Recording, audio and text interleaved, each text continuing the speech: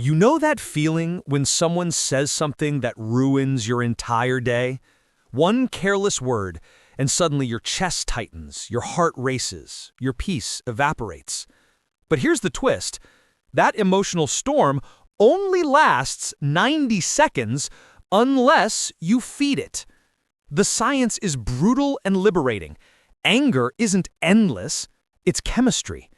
Your brain releases stress hormones, they flood your system, then fade.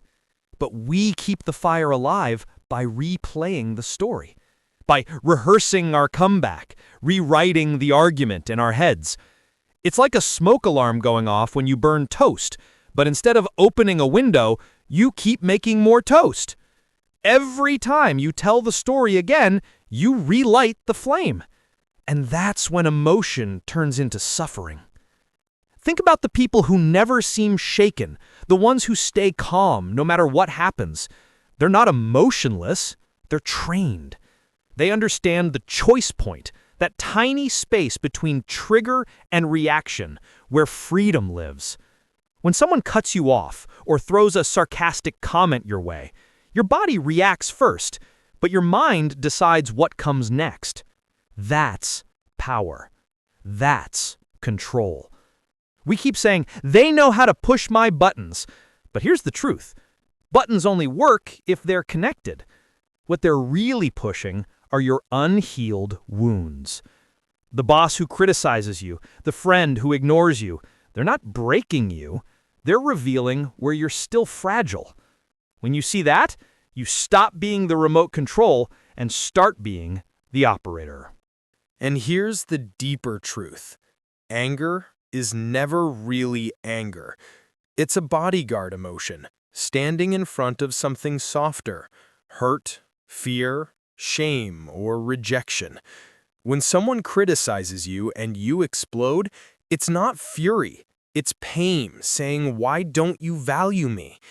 But anger is louder, easier, safer. Vulnerability, on the other hand, takes courage. Next time you feel the fire rise, ask yourself what emotion is hiding underneath, because when you express the hurt instead of the rage, the conversation changes, the connection heals. You stop adding bricks to walls and start opening doors. Anger isolates, but truth connects. The real mastery begins when you learn to observe your emotions like weather, to feel the thunder without becoming the storm. Inside you is a calm witness, always watching, always grounded. That voice that says, irritation is rising, instead of, I'm furious.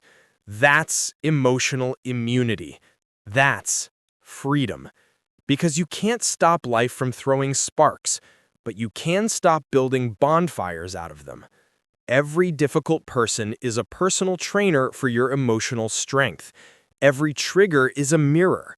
Every silence is a test. So the next time someone tries to press your buttons, smile. Because now you know the truth. The remote was never theirs. It's been in your hands all along. Every storm starts with a spark, a word, a glance, a memory. But what keeps it raging is your attachment to the story.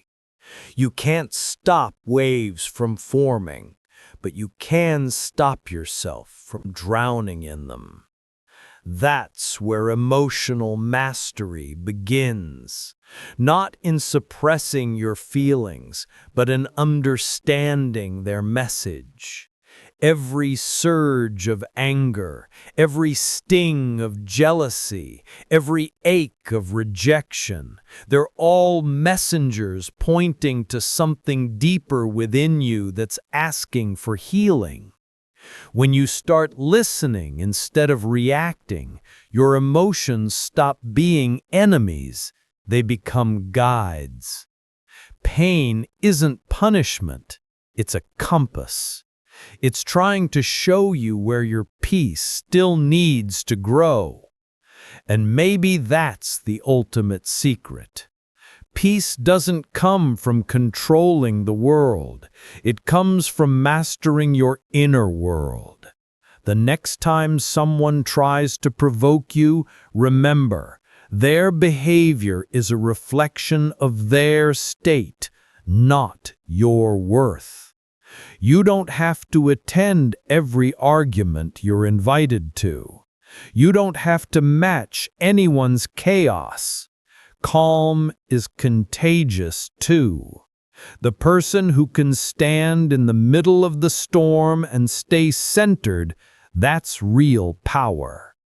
Emotional strength isn't about never feeling pain. It's about feeling everything and still choosing peace. Because the moment you stop feeding the fire, the moment you choose silence over reaction, compassion over ego, that's when you realize control was never about them. It was always about you.